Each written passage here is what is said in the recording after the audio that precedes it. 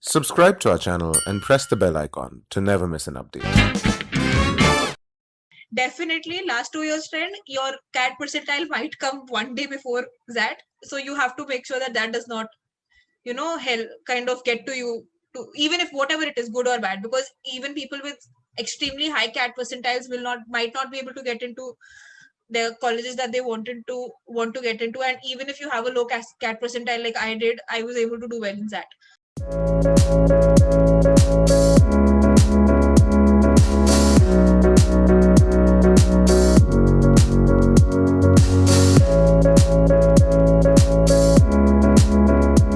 While I was doing my undergrad, I realized that I did not want to stop at the core of finance only. I wanted to know more about, before I enter the industry, I wanted to know more about how other functions work.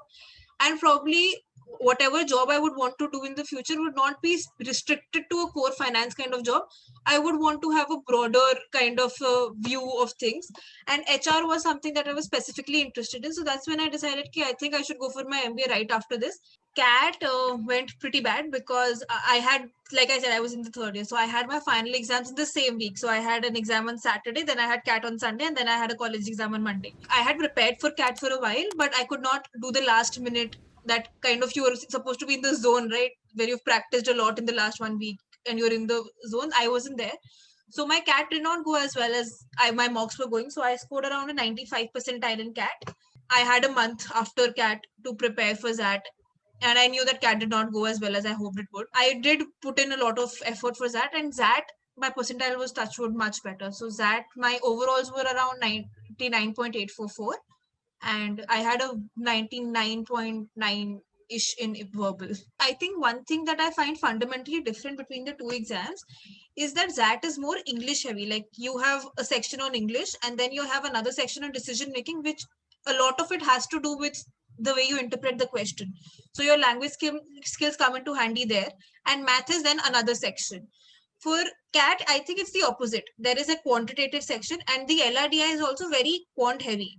And me being a non-engineer and like my maths was not really good, so that being the case, I was able to do, I think, better in that, because I mean, I think I played to my strengths there. I had planned on writing that, and in terms of preparation, I think so. Like, I think I gave my CAT around 24th November-ish. We had a Ross course in hand. I would not get a college from call from the colleges that I would have hoped. Like ABC was completely out of the picture. So that I knew that part. So I moved ahead from there. So I knew that is the next major exam that I'm supposed to be taking. So from I think 1st or 2nd of December, I started off writing mocks. Towards the end, I was like writing 2 or 3 mocks a day also at times. So the decision making section, I feel it is more in line with the kind of things that we'll be doing ahead once you're in B school. More in terms of problem solving, the kind of cases now that we do in class, or so basically it is a precursor to what you will be doing in MBA in the next 2 years. So from that perspective, I think that it is a very important section, and it is actually judging you on what you'll be required to do, because you don't really do that much of that kind of quants or that kind of English in B school. But I think decision making is the most directly applicable subject to B school. As far as my preparation is concerned, so the one problem with decision making is that even if you take the questions, a lot of different websites, if you're studying online, will have a lot of different answers. So your answer will vary from one coaching website to the other. So I think the best source then becomes, there are, I think my year, like I gave that 2020, so that 2019 and 18 papers were available with the official answer keys. So I think that is the best source to gauge the kind of answers that are actually correct, and then work and then practice more questions whichever are available online. When I was preparing for CAT also, I think around August, September, I had realized that maths is something that I will probably not be able to do as well in, because as for whatever I was analyzing from my mocks, and English, I had focused, like I had done a lot of practice of RCs and everything. That was before CAT also, which is why relatively compared to my overall CAT percentile, my English was okay. But for that, I remember, like, so I read a lot. Like I generally have a habit of reading also, but other than that, like newspaper articles, or like there are websites which have columns. So a few of those websites, like every day 2-3 articles at least, like that used to be like break. If you're giving a mock, you need a 10-15 minute break, you'd probably read something. I obviously have had college also. So going to college, coming back from college on my way, I would probably pick up an article, read that. So that kind of gives you the habit of actually reading it. But definitely, it is extremely important to solve RCs also, because what happens is when we're preparing, and if you're just preparing by reading, so we know how to we understand the paragraph. It's in English, because the options are very close in these exams, CAT and ZAT. If you're not practicing the questions the way you're supposed to, then that kind of lags behind, and then there is an issue. So practicing RCs properly also, as well as reading up from these sources, really help. One thing with that is also that there is no sectional timing. So unlike CAT, where you have 1 hour for a particular section and then only you move ahead, that is like that you can move between sections. While preparing for the exam, while I was writing my mocks, I was working on I'd probably do verbal first, then do math, and come back to DM. But I think the way the paper was my year, it was a relatively difficult paper. Like cutoffs and all also I think went lower.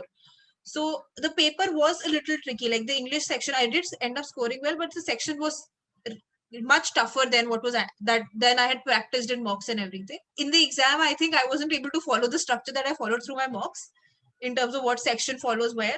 So I think you have to have that kind of bandwidth in the exam also to be able to jump from sections, because generally I would attempt almost all questions in English or DMs, because again that has negative markings for leaving attempted questions, and I had a plethora of those for maths anyway. On the exam day, I realized that I was able to attempt more of maths than I was able to in general mocks, and lesser on the English side. So you have to have that flexibility to be able to move between the sections, because the paper gives you the option to. The verbal and logic section, there you have the logical part. So there is more of English logic, verbal logic questions.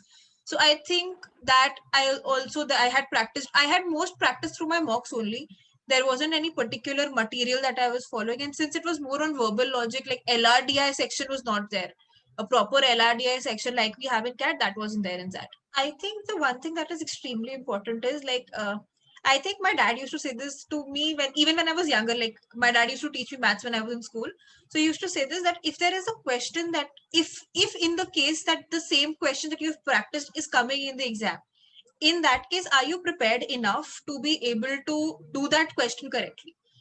That is, I think, that is exactly how I went around analyzing my mocks also, that if this question is something that I have practiced, if the same questions never come, but if the same question is coming, am I able to solve it again? Practicing the mocks, and like every mock I would take, if it's a 2-hour paper, then I would give around, if not more, but 3 to 4 hours to go over whatever I've attempted and whatever mistakes I've made. And then I made this Excel sheet where I would note down the topics that say, this was more for the math section, because English you can't really determine topics. Like if I made a mistake in a time and work question, and I made a mistake in the time and work question again in the next mock, and in the mock after that, if 2-3 mocks I'm repeating the same chapter mistakes, then I would probably go back to the basics of the chapter, practice a little bit from material, whatever coaching material or something that I had, see if my mock scores are improving in the particular chapter. So like chapter wise I would divide, and then I would go back to it.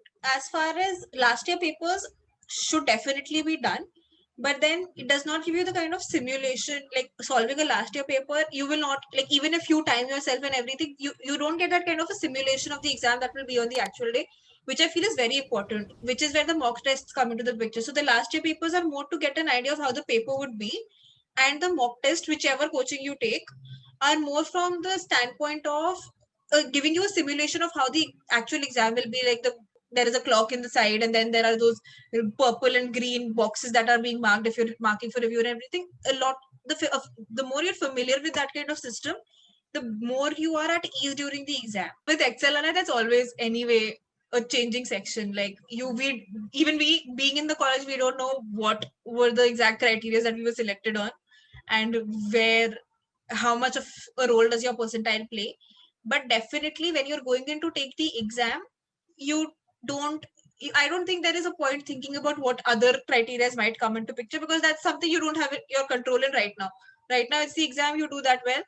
Definitely last 2 years trend, your CAT percentile might come one day before that. So you have to make sure that that does not, hell kind of get to you, to even if whatever it is, good or bad, because even people with extremely high CAT percentiles might not be able to get into the colleges that they want to get into, and even if you have a low CAT percentile like I did, I was able to do well in that.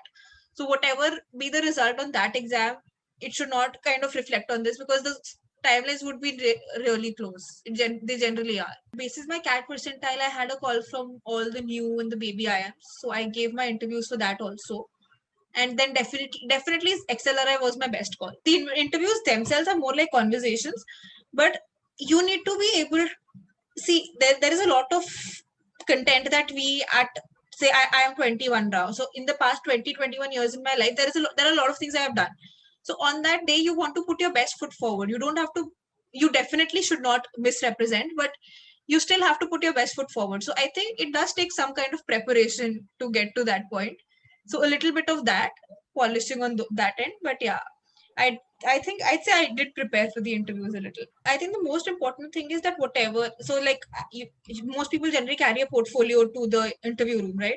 Whatever you put in that portfolio, you need to be extremely thorough with it. Like my Excel HR interview, a major portion of the interview was on a research paper that I did in college, because I put the paper in college. I presented that in a conference, and in my file the paper was there. We were discussing a lot about the paper, what kind of implications could it have. It was on public policy, so macroeconomics around it. So anything that you are saying, anything that you're putting in the file, you should be very aware of what it is about, because I think that gives, and if nothing else, it gives you confidence, because if you know that you prepared well, you will be able to answer confidently whatever they ask you. I think the interviews are more like conversations. So even if you make a mistake or if you answer something incorrectly, mostly the panelists are very generous with respect to correcting you or giving you a chance to correct yourself. Like, so if you've answered something wrong, or if you're not able to clarify something in the first go, they're generally very forgiving that way. They will help you get to it, as long as, I think they're checking more on your thinking process. Like if you're completely trying to make a wild guess, or do you have a structure to the kind of answer that you're getting to. I think this happened in my BM interview. I had they'd given me a math problem. Me being me, who's not really that great at math, I kind of got stuck in the middle. But the professors were very kind with that, and they were they also wanted me to come to a solution to the problem. I think ours was a very delayed process, because my interviews were in March, and we were expecting the results first week of April. That's how they generally come. But then the entire world went into a pandemic kind of a situation. So my interviews were in the pre-pandemic era, as we can say. So after that, the results got pushed to May.